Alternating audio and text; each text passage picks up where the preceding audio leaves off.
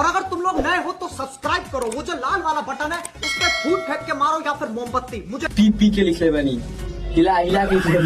समझ रहे हो आप? समझ रहे हो? कहाँ बनी भैया, कहाँ हलवा? साले का खोपड़ी तोड़ बोला अच्छी तो भैया जानता नहीं, देखो हम फिल्म वाला मैटर लेके आए। मैं नहीं मानता।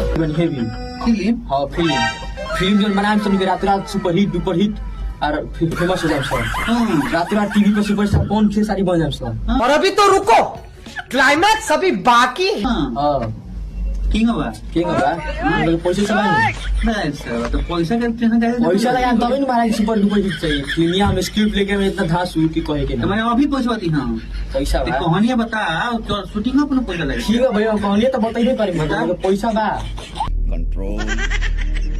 अरे यार तो बताओ तो पहले कहानी पैसा तो भी बा फिल्म बा जौन हमार कहानी बा कहानी पहले नाम सुनी पर देवरा बलछिना ठीक बा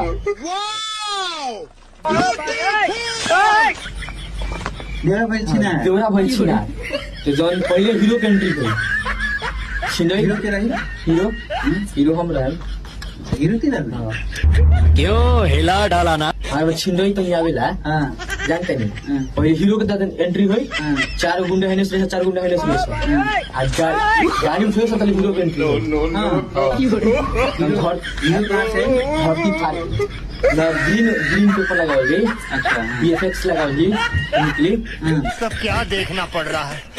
अच्छा है मैं अंधा हूँ। ठीक बा तो एकदम फिल्म वाले हीरो के एंट्री एकदम दर्दनाक ट्रेन से उठावल जो के ट्रेन एडमिन से हटा दिए एकदम धांसू एंट्री के बाद सब गुंडा देख के गिरा दिए सब भाग सब अरे कहना क्या चाहते हो? ठीक बा एकदम फिल्म से देखा आ गेल एकदम यहाँ लिखे में डॉक्टर पर सोच के हाँ ठीक बा एकदम ओकर बाद हीरोइन होती है कुछ दूर से एकदम ट्रेन हेलीकॉप्टर से हेलीकॉप्टर ऊपर नीचे से हुई पीछे से ठीक बा तब तो दुनिया दिखाते क्या रात में हंस हंस के मिजाज खुश करके लिखे बनी मैं नहीं मानता। पी पी के लिखे बनी हिला हिला के लिखे बनी समझ रहे हो आप?